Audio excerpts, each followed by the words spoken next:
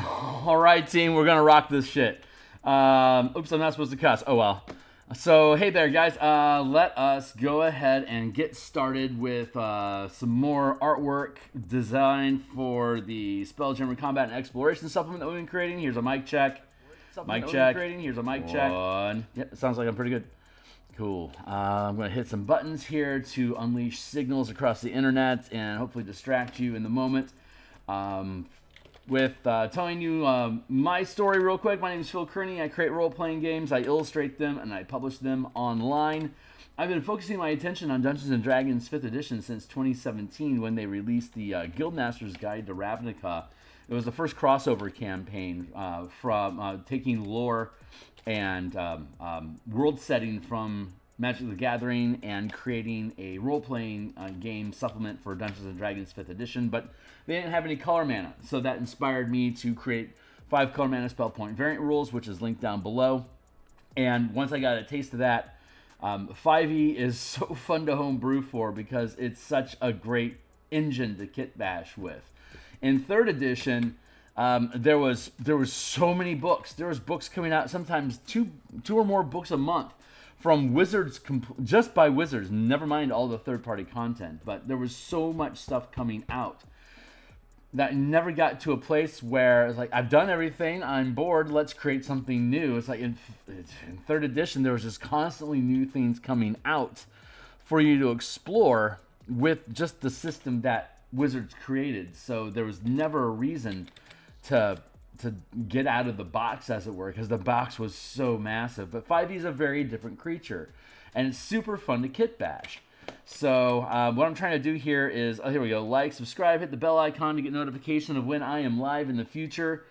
We created this book cover back on episode 15, so you can jump into the Wayback Machine of the full playlist here to go check out episode 15 and all the other episodes that are in the series to see how this book has been evolving over the past year. So I create role-playing games, I illustrate them, and I publish them online. So when we have an idea for how we want to run a campaign, or how a campaign, like I wanted more combat and exploration options in Spelljammer using 5e mechanics than what was provided by Wizards of the Coast to play Spelljammer. So I had to start cooking. And so once we get done with the playtesting, things work well. We hire an editor who's Adam Hancock to make sure the words sound good, and then we create all these gaps in the we put all the ideas to fit in bite-sized ideas on the pages of the book, and then we fuse it all together, but we have all these gaps on the pages. That's where we fill in with illustrations. So once all the illustrations are done, we can then fuse the whole book back into a single PDF, and then we'll publish it online on DMsGuild. And we're about D6 plus 7 days away from being done. And then today we're going to work on, let's get this out of the way. Here's some gaps that we need to fill. There we go. So we're doing spot art, which means like corner embellishments and quality of life improvements, and just properly integrating things so that when I pick up these chunks of imagery, I'll be able to export them and then drop them directly into the document. Where's the page that we're working on right now? Here we go. Whoomp. Weapons and crew. Weapons and crew. There we go. Yep, this is the page that we're on. There you go. Bam. Embellish. So let's get to work. I made the recent discovery that the ship that I'd called a flitter, which is the... what is going on with you, Pikachu? Thank you. Here, I'll show you that one real quick.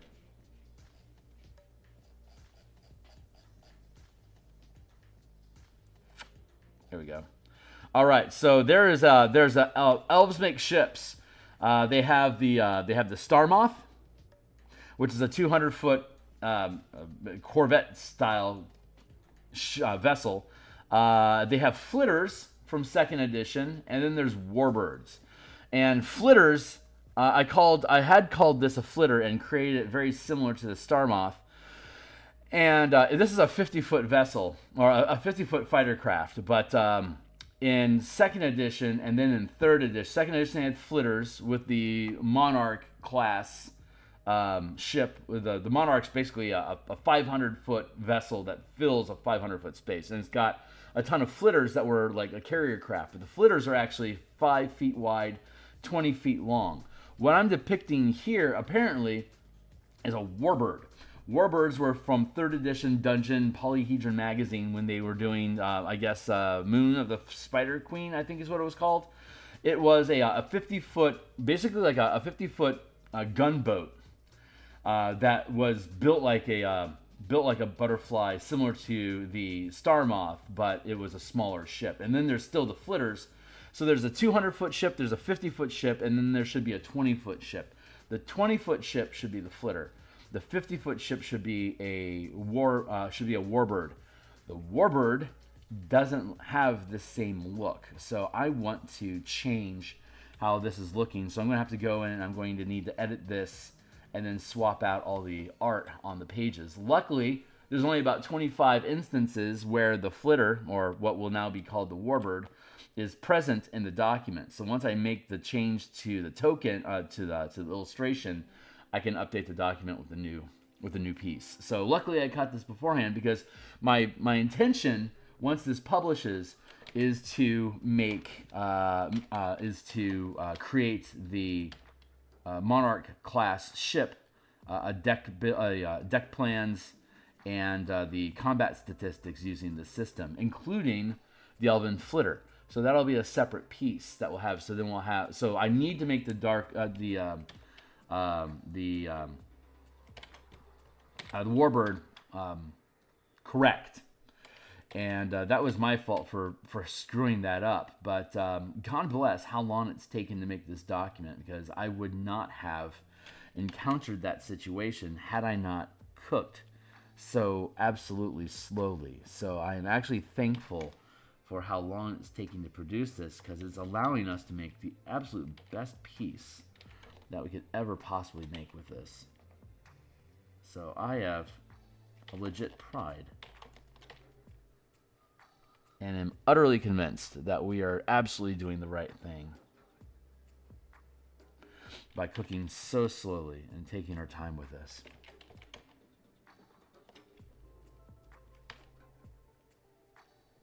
But regardless, still pretty sure I have about D6 plus 7 days left on this. It was D6 plus 10 days at the beginning of the week. So we're slowly working our way towards completion.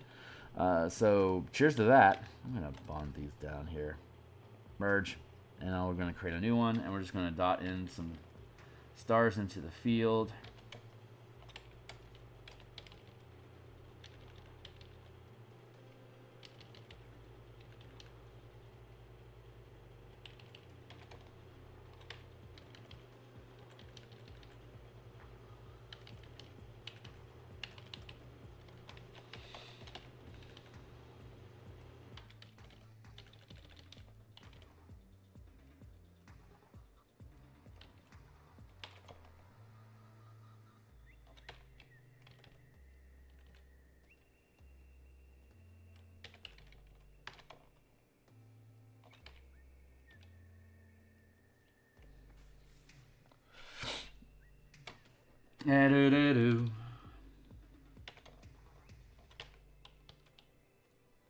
Nope, too dark.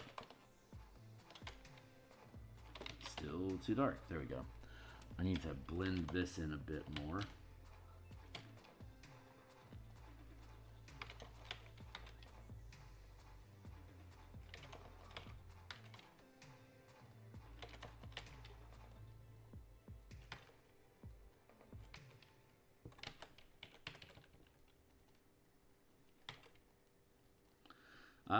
It looks like I'm going to be AFK most of Saturday, so that means I shan't create a video for Sunday.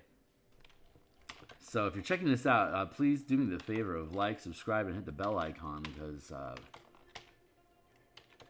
feeding videos to Reddit has been the major source of growth in this channel for the past 3 months. And it's been pretty impressive. So God bless you, Reddit community. You guys are really awesome.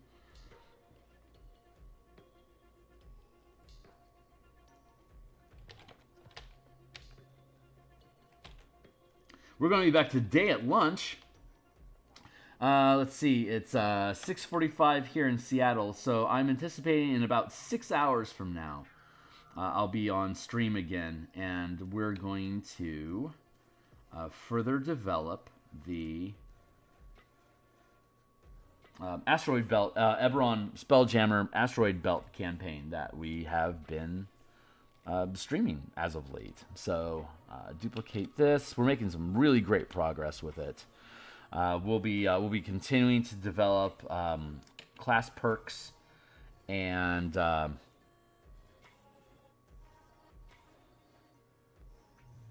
word I'm looking for is magic spell combinations.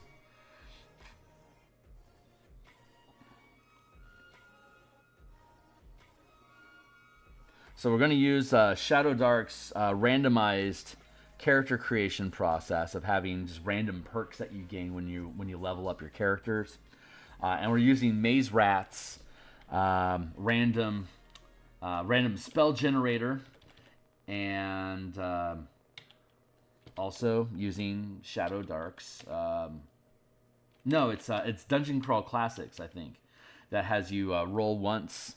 Like you do a casting check, and if you succeed, you keep the spell.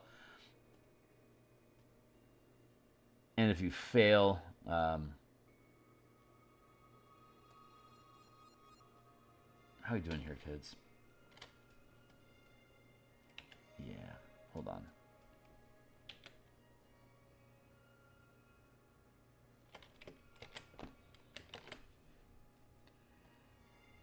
Filter, blur.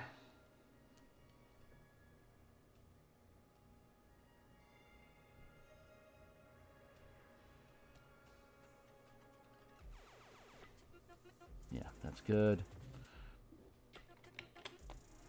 Just blending these things together.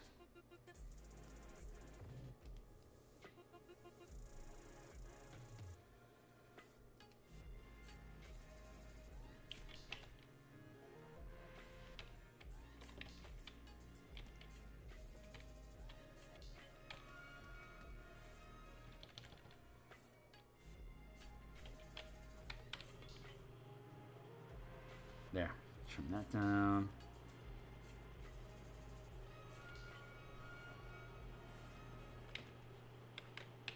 Very good. Doesn't take a lot, just need to do a little. Cool. Embellishment complete.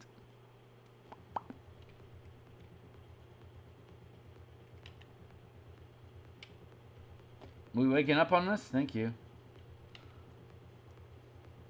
Oh my god, the lag is insane. What is going on with my computer?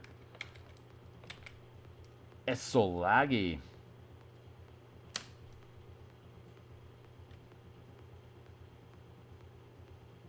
Thank you. Jeez, my crack. Completely locked down my computer there for a minute. Not cool.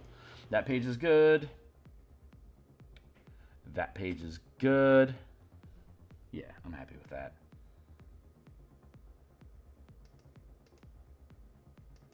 Page is good. Here we go.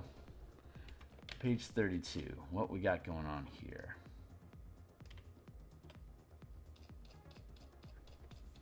Scrolling down, like I need to swap out the flitter, and here. I need to swap out the flitter here, and here for the new warbird that we'll paint, and then here and here. 7, 8, 9, 10. Yeesh, yeah, there's a lot of illustrations. We're gonna have to swap this guy out, but it'll be okay. We're gonna be okay. It'll be a little extra work, but it's not. Once we get the, we'll hopefully get the warbird built tomorrow morning, and then it shouldn't take more than a few hours for us to be able to swap them all out inside of the document as it stands. Where am I going? Page 32.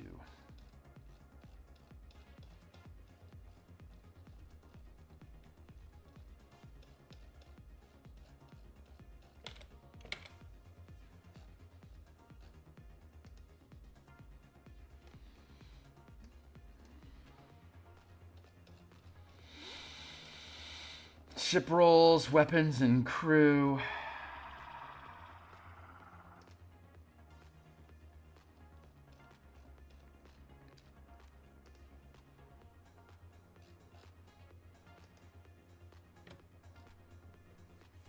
page 32. Apparently, we had to add more text to page 32. So,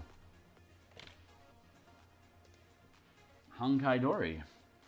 Let's go ahead and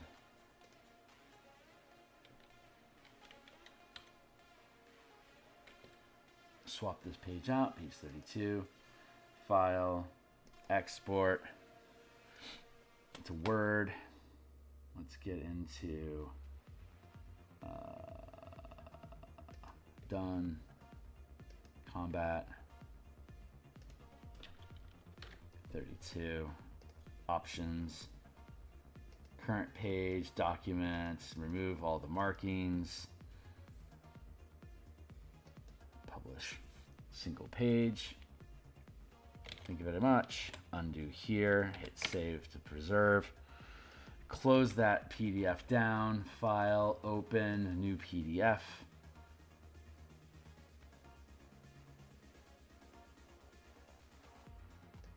Interior pages.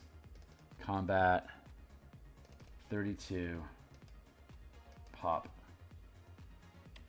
Select all. Copy. Paste.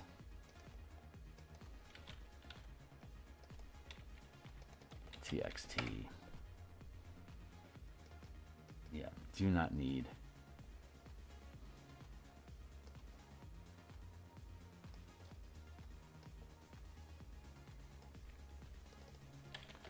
Trash. I can slim these down later.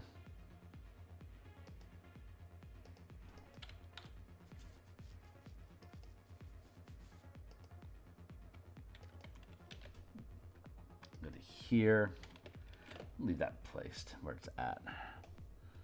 32. No.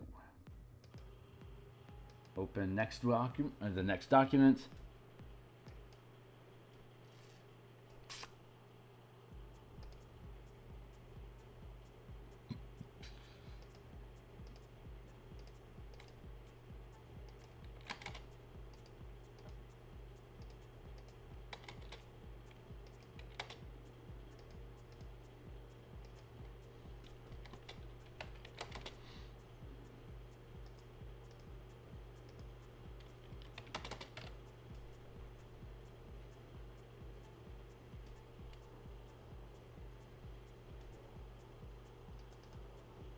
God damn it. Whatever. This is not what I wanted to do. File. Open. Just finished this page. So what we want to do...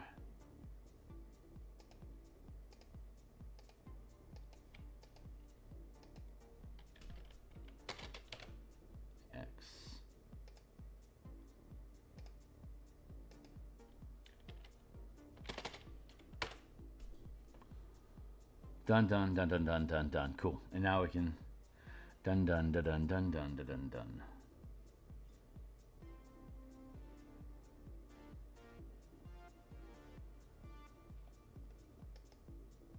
And we have 20, 21, 22. 20, 21.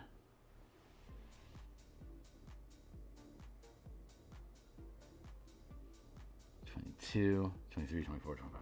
Okay, cool. Okay, cool. So this is where we're at. Page.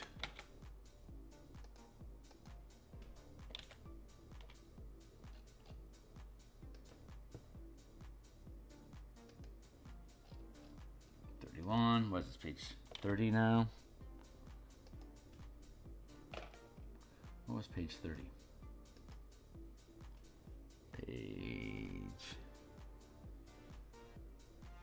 You don't say.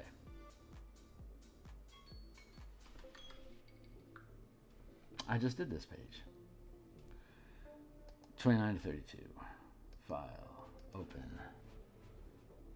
Perfect. Okay, cool. So everything is as it should be. 29 to 32. So scroll through here down to 29.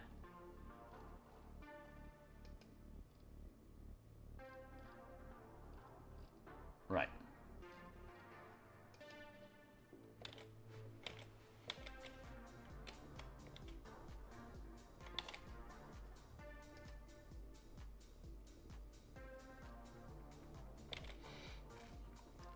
Why is that page 28? Where is my page 28? File, open.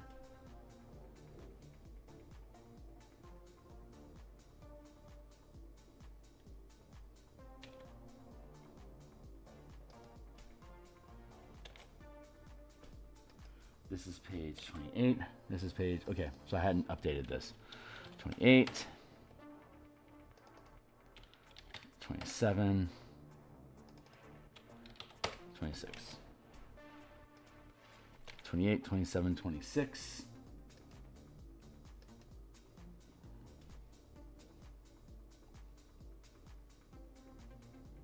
25, 24, 23, 28, 29. Cool. Okay, everything's lined up again.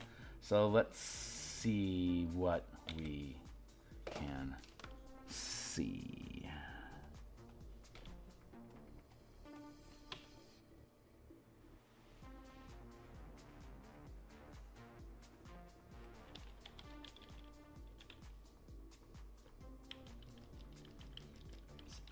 Down in the corner.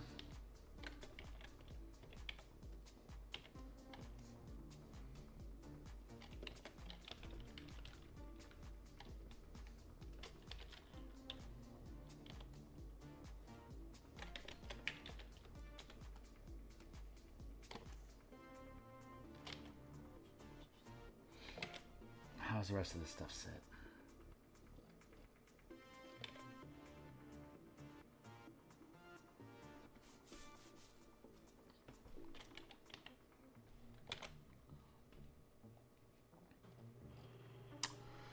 Sharing command of a single ship. So, similar to the squadron commander role as detailed above, you can order a pilot aboard the same ship as you to move and make ship melee attacks using actions as a squadron commander, and order any number of siege crews to fire using actions as a siege commander. Multiple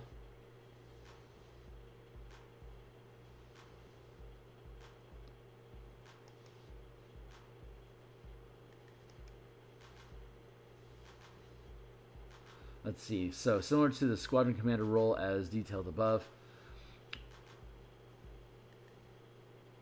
you can order a pilot aboard the same ship as you to move. So, sharing command of a single ship.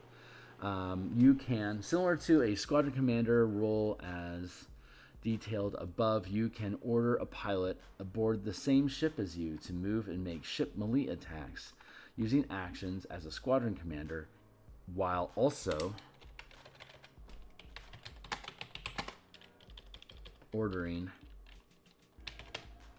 any number of siege crews to fire using actions as a siege commander. Multiple creatures can also use actions listed in the pilot role as detailed above, which means a ship can move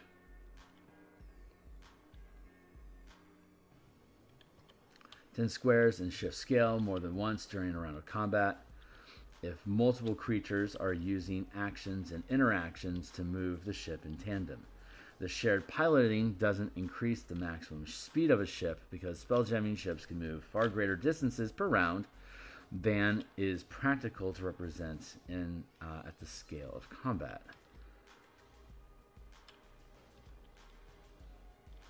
And move far greater distances per round than what is represented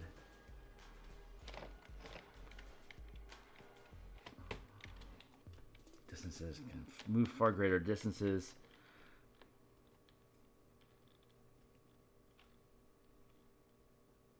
than is represented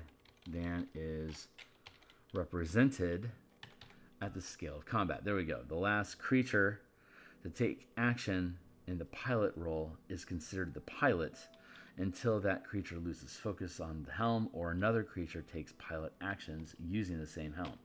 The last creature to take actions in the pilot role is considered the pilot for determining who can take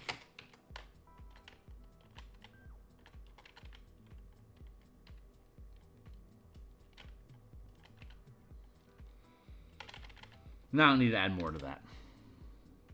Not only do I do, the last creature that to take actions in the pilot roll is considered in the last creature to take actions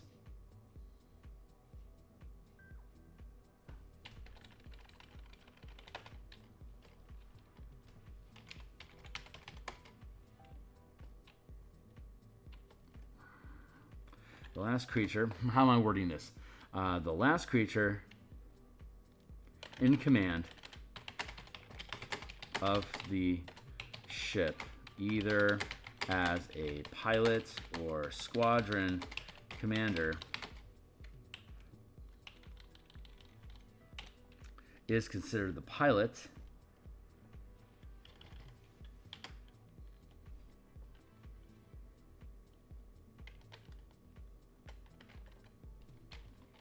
Remains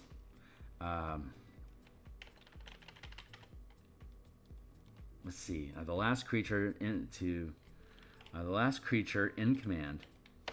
The last creature in command of the ship, either as a pilot or squadron commander, can use the ship to make reactions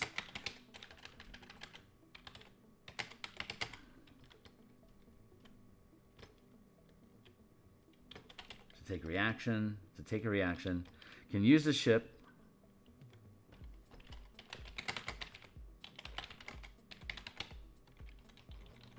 using the ship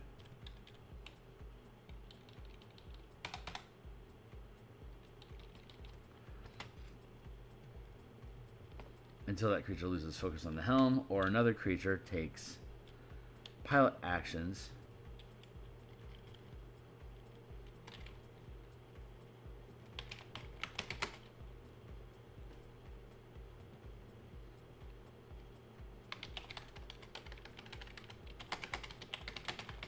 at a later time. So the last creature in command of the ship, either as a pilot or squadron commander, can take a reaction using the ship until that creature or another creature takes command at a later time.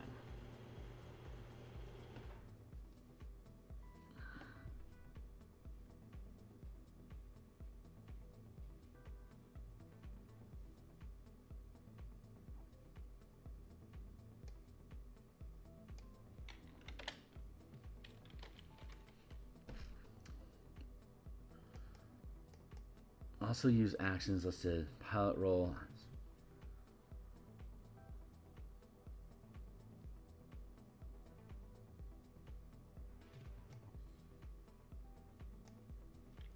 Also use actions. Let's see. Multiple creatures can also use actions.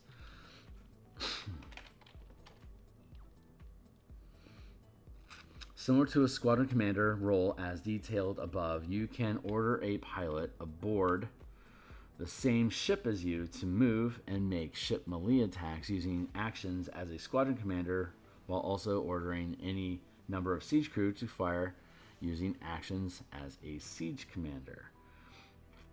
Similarly,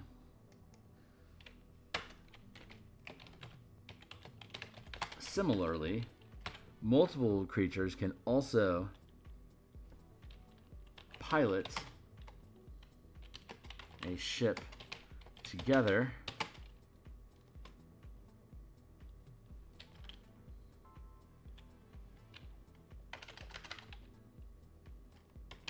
can co-pilot a ship together when each uses actions listed in the pilot role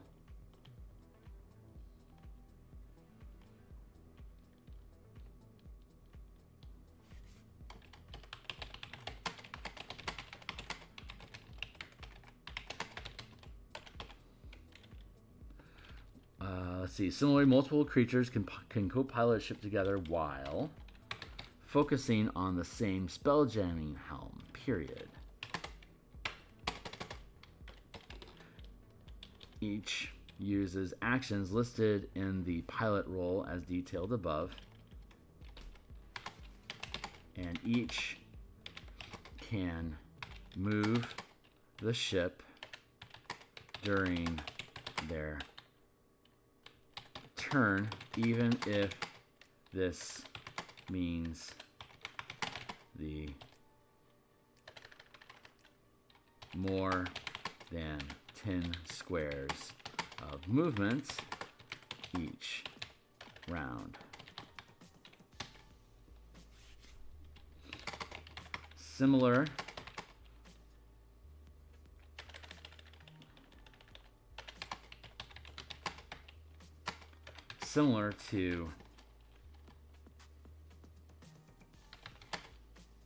to how a pilot can move more than 10 squares as part of the pacing reaction, detailed in the pilot, in the ship roll section above, detailed in the ship rolls section above. Let's see, each creature uses actions listed in the pilot. Let's see, similarly, multiple creatures, each creature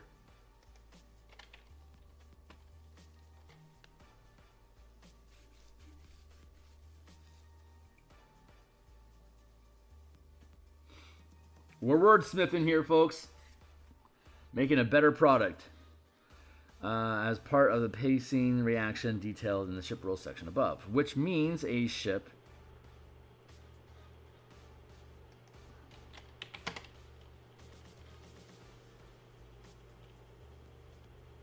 we're still in the ship roll section, so that doesn't make sense, as detailed above.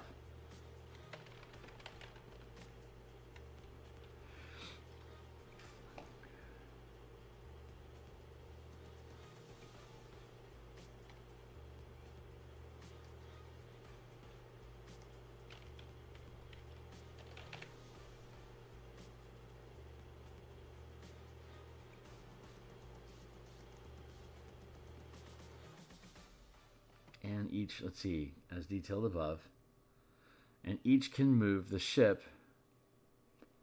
Each uses actions listed in a pilot roll as detailed above, and each can move the ship during their turn, even if this means more than 10 squares of movement each round.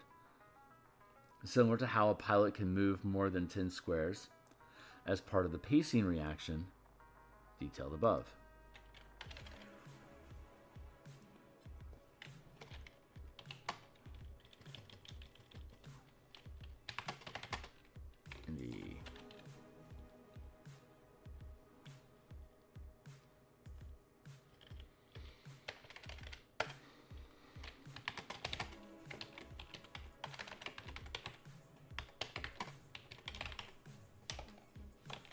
Get back here.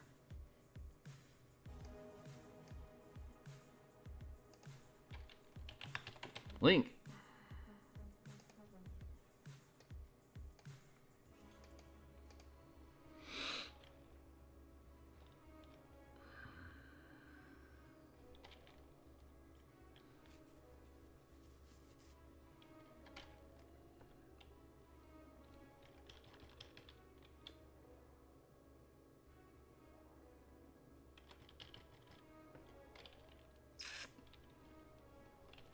Let's see, each uses actions listed in the pilot roll as detailed above, and each can move the ship during their turn, even if this means more than 10 squares of movement each round, similar to how a pilot can move more than 10 squares as part of the pacing reaction, as detailed in the pacing section above.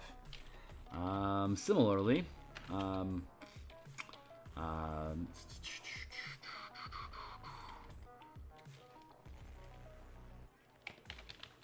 multiple co-pilots. Co-pilots can change scale of movement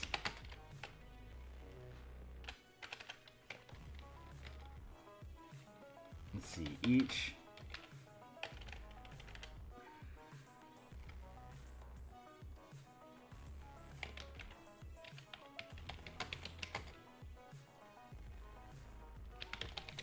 Co-pilots can increase scale of movements. Well, hey, Bootleg, what's up? Hey, so far so good, man. We're fleshing out some language here about co-piloting ships in Spelljammer. I think you've ran across my Spelljammer stuff before, right? Co-pilots can increase scale of movement. Co-pilots can each increase scale of movement during their turn. Yep, excellent. It's a lot of people that come through, so forgive me for not recognizing you just off the cuff yet. Co-pilots can each increase scale of movement during their turn.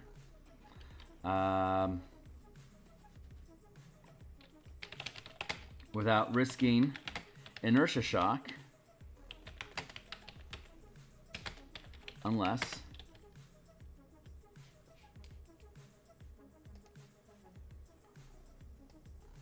inertia, right. Co-pilots can each increase scale, can each change scale,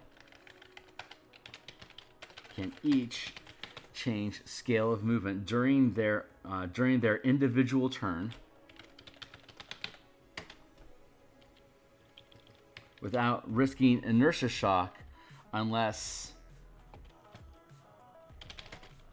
they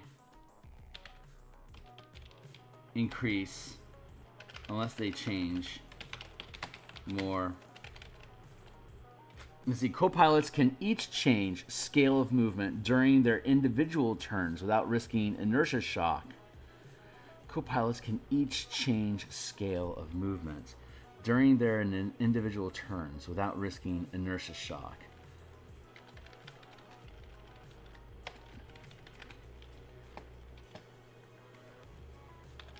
Unless they... I'm trying to debate. Do I want to have just as detailed in the inertia shock sidebar above? Yeah, that's probably it. As detailed in the inertia shock sidebar above.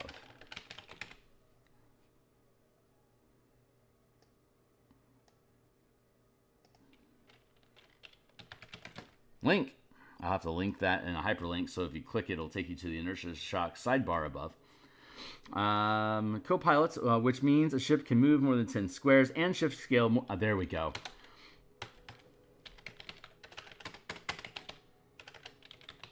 This means a ship can move more than 10 squares and shift scale more than once during a round of combat without... if multiple creatures are using actions and interactions to move the ship in tandem. This shared piloting doesn't increase the maximum speed of the ship.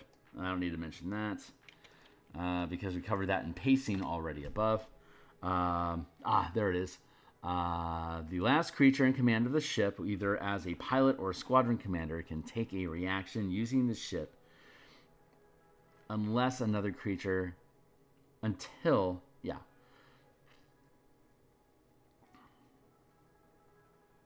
Comma. And remains in command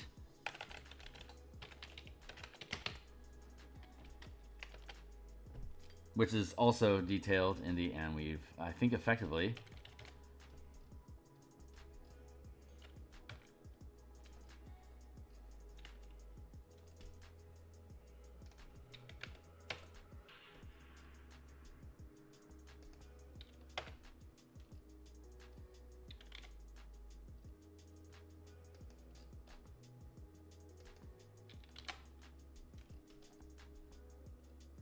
bam, we did it. And turnover. Nice.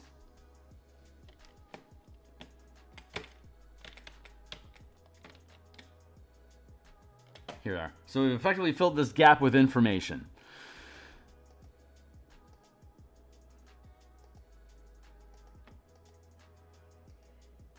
Question mark? Hold on. Let's make sure we don't have any kind of dress. Now, see, this gap is too small. I don't need to embellish the page down here because it's already covered. It's more elegant to leave that space empty as opposed to like if there was like this, like if this whole area here was open, then I'd want to embellish this because it's too large. The gap is so large that your eye is drawn to that negative space.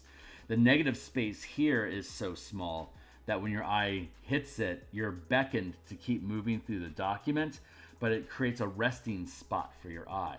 So during the course of reading a document, you're going down this column and you're absorbing this information. And when you hit the end of the column, it doesn't automatically wrap you into the next column. It starts as a separate conversation point, which means that your eye has a chance to rest as it travels at the bottom of the document and pulls its way back to the top.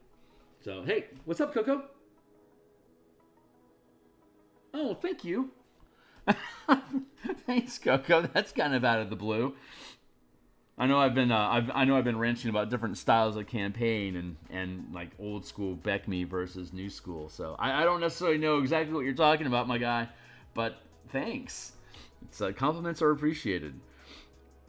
Now I need to see if I can somehow get rid of this widow and fold it into text so I can create just a little bit more. I want another line of space here, and I can get that by getting rid of this hanging.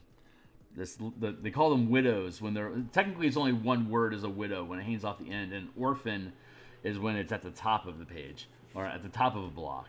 But I could probably wordsmith this down a touch. I can't make it wider because it's already flush with the column width. So if players in the DM decide normal initiative is more fun than group initiative,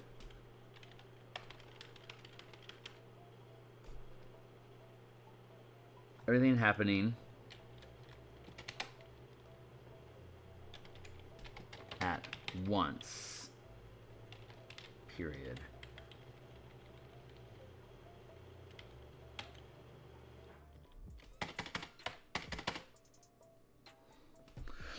If player, okay, so let's just read through this. So the spirit of group initiative.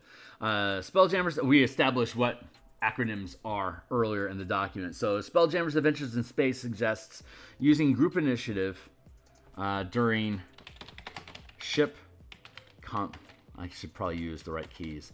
During ship combats, so the team acts together each round. This allows ships to freely reorient its position in 3 dimensions, so the pilot can bring weapons to bear against any target when an ally makes an attack, casts a spell, etc., without the ship itself providing cover. This design decision simplifies ship combat significantly, but also grants a substantial benefit to whichever group wins initiative, allowing all creatures and ships in the group to act first. This can swing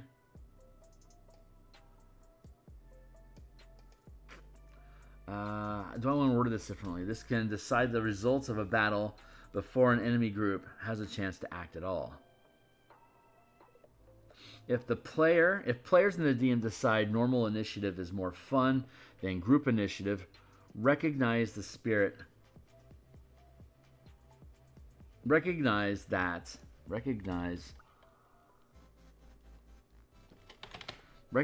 spirit of Spelljammer combat is that the ship and crew are acting as a team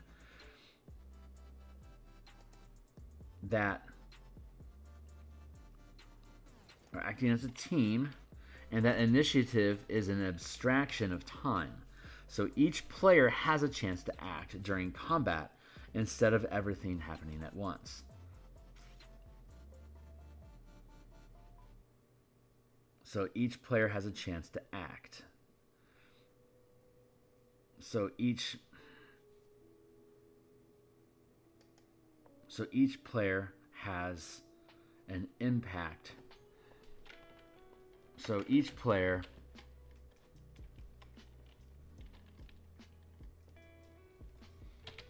do I want to word that? And that initiative is an abstraction of time, so that allowing each player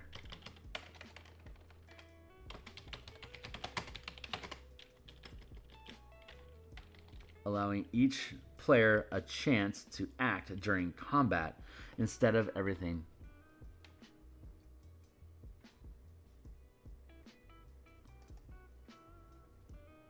You know, that doesn't act. So mechanical concerns about whether the ship. Let's see. If players and DMs decide normal initiative is more fun than group initiative, recognize that the spirit of spelljamming combat is that the ship. Recognize that the spirit of spelljammer combat is for the ship and is. Spirit is that the ship and crew are acting as a team, and the initiative is an abstraction of time, allowing each player a chance to act during combat instead of everything happening at once. Mechanical concerns about whether the ship pilot acts before or after the siege weapons, and thus enemies acting between the two can use the ship itself as cover, can be set aside by remembering that group initiative resolves that concern. And using normal initiative in ship combat is an option that doesn't require added layers of complexity like arcs of fire or holding actions until the pilot can roll the ship into position. Okay, I can consolidate these two things. Now, this chapter here, this back end is clunky, and I think it's actually being explained more in depth in this paragraph, but it's a paragraph ending comment here that each player can act during combat instead of everything happening at once. So let's see. Recognize that the spirit of Spelljammer combat is that ships and crews are acting as a team, and that initiative is an abstraction of time. So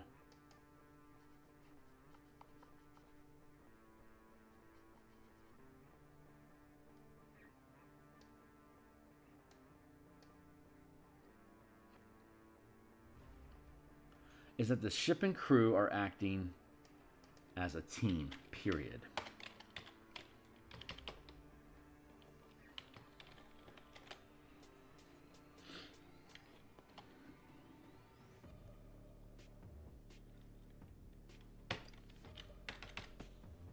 Mechanical concerns about whether the ship pilot acts before or after the siege weapons, and thus enemies acting between the two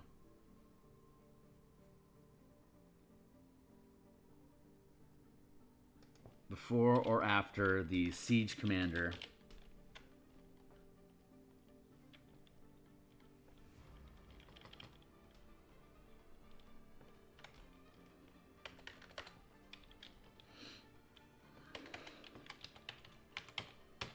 attacks, and thus enemies acting between the two can use the ship itself as cover, can be set aside by remembering that group initiative resolves by remembering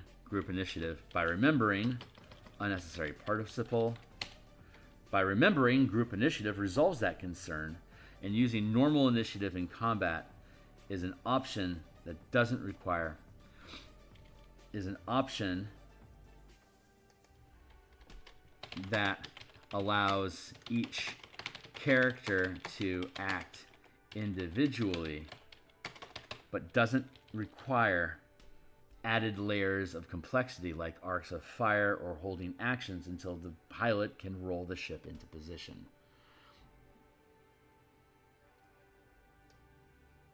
And we've created our gap. There. So let's read through that again just one more time to make sure it's shiny.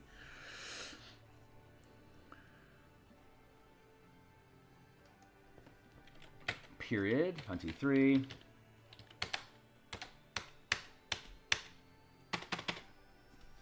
So if players and the DMs decide, okay, so now we've broken this thing into thoughts. Spelljammer's Adventures in Space suggests using group initiative during ship combat, so the team acts together each round. This allows ships to freely reorient its positions in 3 dimensions, so the pilot can bring weapons to bear against any target when an ally makes an attack, casts a spell, etc., without the ship itself providing cover. This design decision simplifies ship combat significantly, but also grants a substantial benefit to whichever group wins initiative, allowing all creatures and ships in the group to act first. Allowing all creatures and ships in one group to act first. This can decide the result of a battle before an enemy group, before another group, before this can end. This can decide the results. This can decide the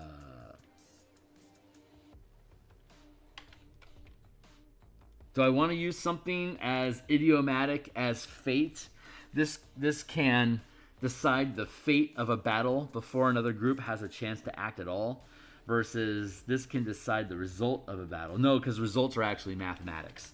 So this can decide the fate of a battle before another group has a chance to act at all.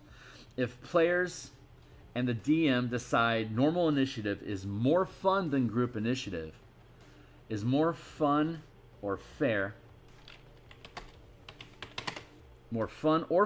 than group initiative, recognize that the spirit of Spelljammer combat is that the ship and crew are acting as a team, are acting in tandem as a team,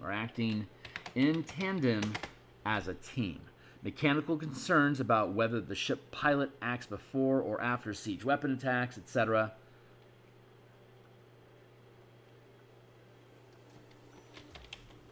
And thus enemies acting between the two can use the ship itself as cover, can be set aside by remembering group initiative resolves that concern, and using normal initiative in ship combat is an option that allows each character to act individually, but doesn't require added layers of complexity, like arcs of fire or holding actions until the pilot can roll the ship into position. That is exactly how I wanted to say that. That was the intent I wanted, and I feel like we've actually achieved it at this point. So this can be decided. This can decide the fate of a battle before another group has a chance to act at all. This feels a bit widowy over here, but it's not just one word. It's just that it's just such a small portion in comparison. Like if I had enough words to flower out to get underneath another here, that would make me happy. This design decision simplifies ship combat significantly, but also grants a substantial benefit to whichever group wins initiative, allowing all creatures, whichever group acts first.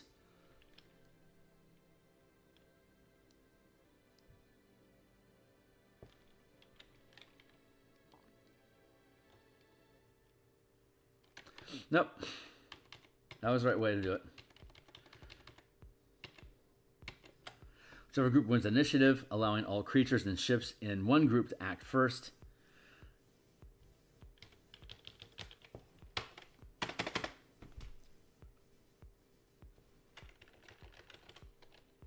Comma, which can decide the fate of a battle before another group has a chance to act at all. I'm just gonna have to leave it. It's the right wording. It's technically okay. It's not the best. Before another group has a chance to act at all.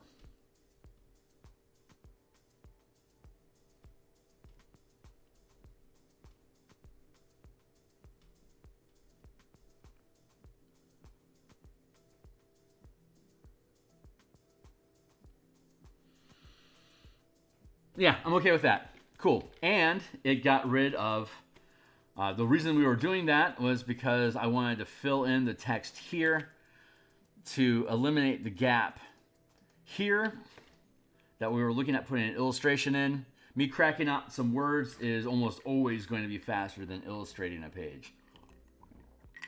So that was time well spent.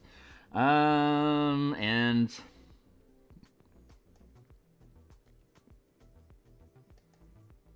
burp, we can drop that out. How are we looking on this page? Have a little bit of embellishment on this page, so let's see how. Yep, it's still there. So let's zoom in and put some TXT. 1, 2, 3, 4 gap. 1, 2, 3, 4 gap. Well, there's been some modification on this page, so I'm gonna have to update it. Let's see, 27.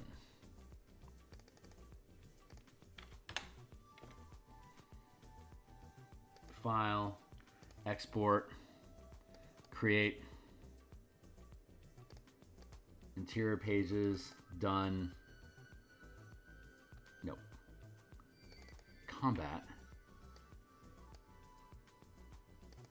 Page 27. Options is current page only document without any comments, properties, or modifications. Publish, one page pops open. Looks good. I hit the back button so I get my background back. I close out the PDF document. I file, open, says me, combat, 27, click, select, opens, copy, paste in place, delete, lock, TXT, bam, there's our new page. All right, so let's go ahead and add some corner embellishment. I just did a corner embellishment a few pages ago. So this is where I lament my decision to make unique page art on every single page. But this is the exact reason why I am doing that. Because if this corner is exactly the same as the other piece that we just finished, where was that? Hold on. Let's go find that for comparison. My shoulder is screaming at me today.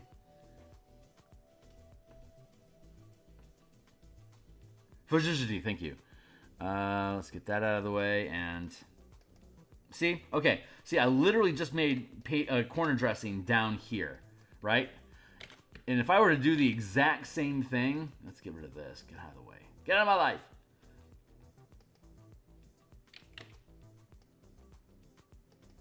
See, if I did the exact same thing here, it would feel kind of cheap.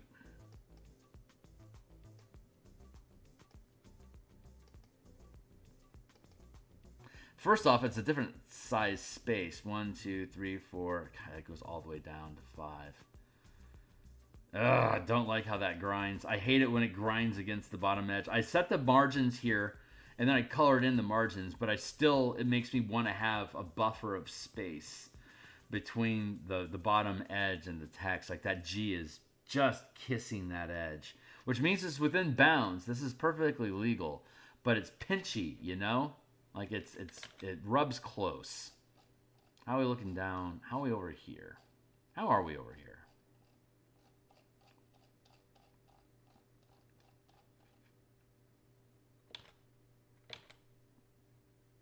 Well, it's better here. It looks like we rebalanced the page a little bit, so that should be good.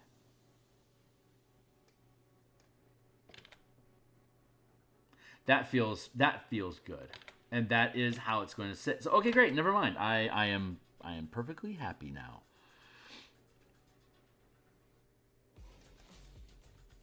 That equals no. But yeah, we have this gap going on here. It's a larger gap than the other piece. So like if I use the same embellishment and I had it clip off here, like it would have all of this. Like, why am I only embellishing this portion of it with the exact same art, right? It just becomes an eyesore to me. It becomes obvious that I'm just dropping stock art into the corners instead of actually embellishing the page. So here I am, adding redundant corner page art. Thank you. And I've got 20 minutes left to do it. So we're making progress, though. That's good. We're making progress.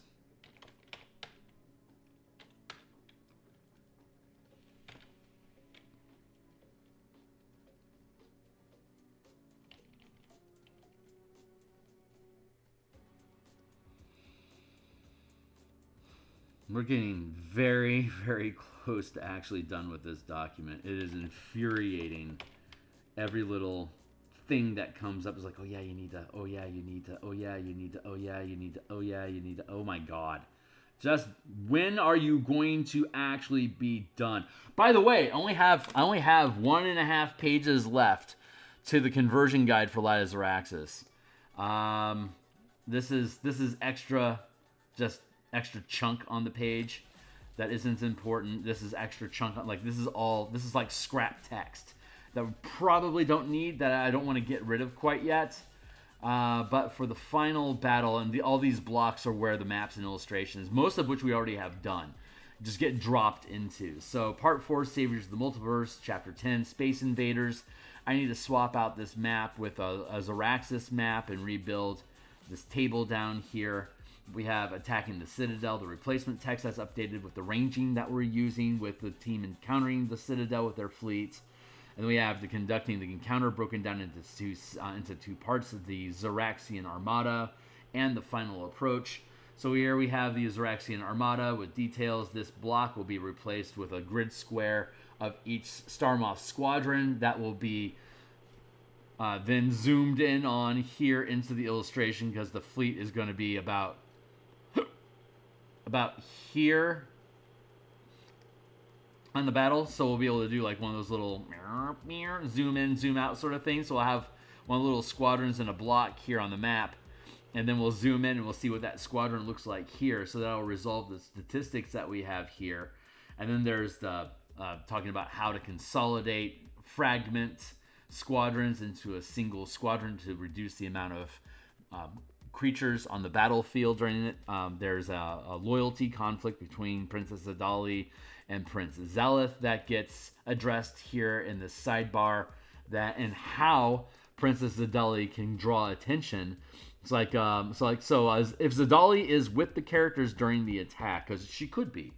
When creatures and squadrons loyal to Zaraxis encounter her, there is a 2 in 6 chance that they recognize her authority as the true Emperor of Zaraxis. Any creature that is within 500 feet of Zadali will recognize her. Any creature or squadron that is within 1 mile of Zadali will recognize her if she occupies a space without cover and expends 1 charge of her ring to launch a shooting star. She has basically her ring of shooting stars has like 7 charges per day, and she can just pop off a firework with one of the charges, and that firework is unique to the shooting star. Thus, the citizens of Zaraxis, or those loyal to her, would recognize the shooting star, thus recognize her authority. So when creatures and squadrons loyal to Zadali recognize her, their disposition immediately changes to friendly, and they stop fighting the characters in the allied fleet. So basically 1/3 of the fleet, if you have Zadali with you, and she goes up on deck and starts firing flares off of her shooting star, it will rally all the troops and dragons and ships that are loyal to her to your team to then turn against the enemies. So you have a 1 in 3 chance, basically 1/3 of the armada. 3 of the 8 would become allied, and then there's 7 dragons. 2 of the dragons would become your 3 of your dragons would become, because you round up. 3 of the dragons would become allies. And then we have the final approach, which is once you breach the 1 mile distance from the tower, so you're close enough that you aren't automatically missing attacks. That triggers the second set of defenses. Here there be dragons. There's dragons floating around, flying around the citadel. They have heightened movement speed as well. So if they see the fleet crossing the line of scrimmage, then they'll close distance to board on a ship. They can use their breath weapon to deal D8 times 10 radiant damage to a single ship. And while they wait for that to recharge, they can be shredding weapons and crew members that are still on deck. And then there's the citadel itself. And so we have the top side. We'll have top side map here. We have the underside map here. There's trebuchet towers, and then a whole bunch of things that are happening on the ship that are described in more detail in Chapter 10 of the Citadel Overview that we key here for people to see. And then we have the underside map. We'll update this into a table using our normal table array once we get to page dressing And then we have down here the Citadel defenses, which includes a bunch of trebuchet towers that defend the Citadel, and the Citadel Defense Force, which uses the now rebranded Warbirds, that basically they fly around the fortress, and when shots head, when the characters take shots at the Citadel instead of the ships, these Warbirds, their squadron is 5 in a squadron. They'll use their reaction to intercept the shot and take the hit for the squadron. And there's 10 squadrons. So basically, the Citadel can ignore 10 attacks. And if the squadrons survive, if the Warbirds survive the hit or not, it doesn't matter. If they survive, they go back to the docks to get repaired. If one or more of the ships are destroyed from the damage, doesn't matter. They still go back for repairs with whatever ships are left. So these things are designed to basically soak 10 hits from your squadron, from the Allied squadrons that they're attacking with, so that they have to close more distance and there's more time for the Armada to deal their damage. Overall, when we play tested this, we were able to finish as efficiently as 5 rounds of being able to weave through combat and then turn invisible and land on the Citadel to get on foot, up to 10 rounds of combat when the team was just shredding through squadrons. So there's a decent array of options, but it's not more time at the table than what a normal big boss fight would typically take in 5e. So you can get through that, and once you get through the defenses, Garganhail's Gambit is to use his invisibility spell. Use the rest of the fleet as a distraction as you fly in invisibly and just land on the Citadel, disembark, and head on to Chapter 11 to face the heirs of Xeraxis for their crimes against humanity. The Temple of Light, we have a solar beam. There's a beam of energy that connects the Citadel to the sun via a radiant, this channel of energy from the sun that hits this crystal on top of the temple. That's how the adventure is written in the actual published adventure. So what we do is we use that energy from the sun into that crystal, and as a recharge action, you can redirect it as basically a radiant damage lightning bolt with a range of 1 mile. It'll do D8 times 10, 100 damage to anything that it hits. Most of the squadrons that the team control has anywhere from 800 to 1,000 hit points per squadron, 2 squadrons per square. So there's 6 squares of space that the characters command, and each of them can take about 1,600 to 2,000 damage apiece. So the laser will be able to basically shred 1 or 2, however many are lined up, and it's shot from the Citadel. But it's basically a lightning bolt attack that can destroy multiple ships in the process. So that's going to encourage the team to get close enough to the Citadel. We're sitting ducks out here, so you got to close distance to get close to the Citadel and start making attacks against the Citadel itself. If you against the temple, if that crystal is destroyed, it effectively disconnects energy from the Citadel from the sun, dooming those people. So the defense squadron is actually pretty fucking important for staying alive. So that's why we have that in there. And there's 27 trebuchet tower that do 3d8 times 10 damage each. That can target anything that is within 1 mile of the Citadel. And if there's 17 top side and 10 bottom side. So if the team is clever and flies to the underside of the fortress, they're still going to have to fight multiple trebuchet towers. But there's a forest down there that they can then land. Here, I'll show you. Quick tangent here. We're not going to get this done today anyway, so we may as well play a little bit. Here you go. Citadel of Light. This is the top side. Each square is 500 feet. It's a 1 mile space Citadel. This, of course, is included with the adventure, with the supplement when we publish it. But these are all trebuchet towers, and each one of these has, again, 3 trebuchets on them. So the team has to contend with these, and we have on the other side of the map, interior pages, locks. Where's my underside?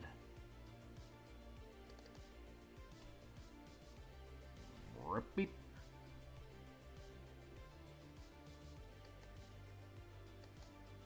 There's the underside. So you can see here also 1, 2, 3, 4, 5, 6, 7, 8, 9, 10. There's 10 trebuchets, and this is all forest. There's enough forest occupying these 500-foot squares to provide perpetual oxygen for up to 6,000 creatures. We have the math on how to break down volume of creatures versus volume of foliage. So there's enough, there happens to be, it worked out, that there was enough forest on this map in the space to keep the 6,000 people that are on the Citadel at any given time. There's a population of 5,500 plus 500 transients of like diplomats and merchants that are visiting the Citadel through the system. So if the team decides to land on the underside, they still have to deal with these turrets, but they could land in the forest, get on foot, and then head towards the head, which is where the light of the Temple of Xeraxis is, which is their next destination. So they could be cheeky, land on the underside, and then it only takes 10 minutes for them to move 6 squares at the 500-foot scale. So if they land here, that's 1, 2. If they land here, it'd be 1, 2, 3. It would be 5 minutes for them to basically, if they have a ranger. If they don't have a ranger, this becomes difficult terrain. So it would then take 10 minutes to get from, like, say, this location here to the head of the Citadel, use the gravity shift to bounce, and then climb up the wall here for like another minute.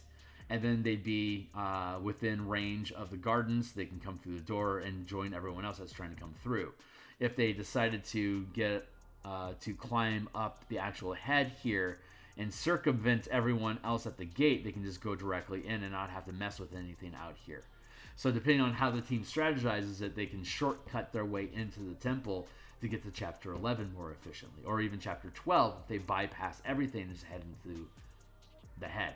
So that's the idea that goes on there. So if they attack the temple, they attack the top of the temple, it's got thousands and thousands of hit points. But if they're able to destroy it, they'll destroy the crystal on top. Not only will it not be able to do any more force lightning bolts at the team, it has a recharge score of 6. So it's unlikely to be used more than once in combat unless it's a very long combat situation. So there's probably only going to be one instance that the laser is going to be used, but it's as soon as they get within 1 mile of the place. So if we were to redo this,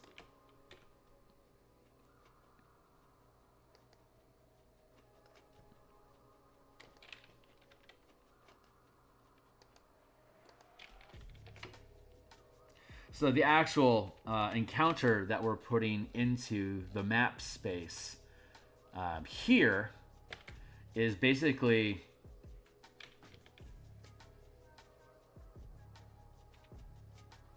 something like that.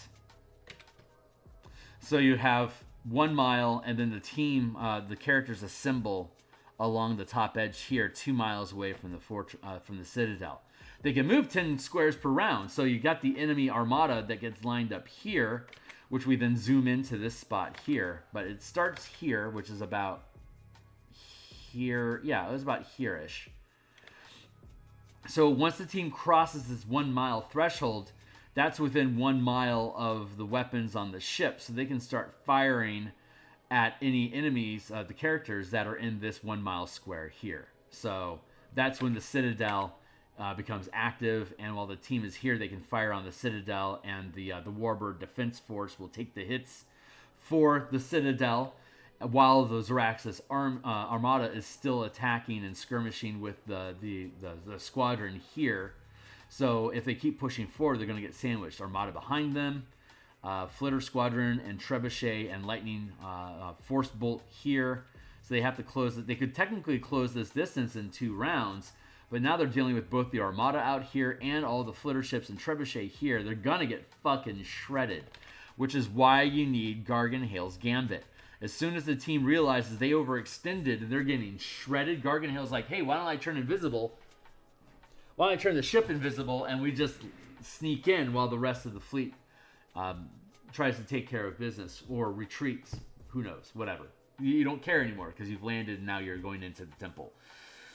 Or you do care, And they retreat anyway, because as soon as the characters get onto the temple, the fleet is irrelevant. So you don't have to worry about it anymore. If the characters are going to get found, it's going to be by a warbird squadron, and the characters have full cover in the forest anyway. So it's unlikely they're going to get found, but they could. So we have a little bit of detail about that as well. So all we have to do now at this point is we'll have to rearrange this table to make sure it lines up, but import these images into the document. I'm going to close this for now because that's not where we're at yet. And I close this one too.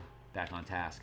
Yeah, so import this, import these. These are just basic map images. Swap out this image map for the Xerax's space map.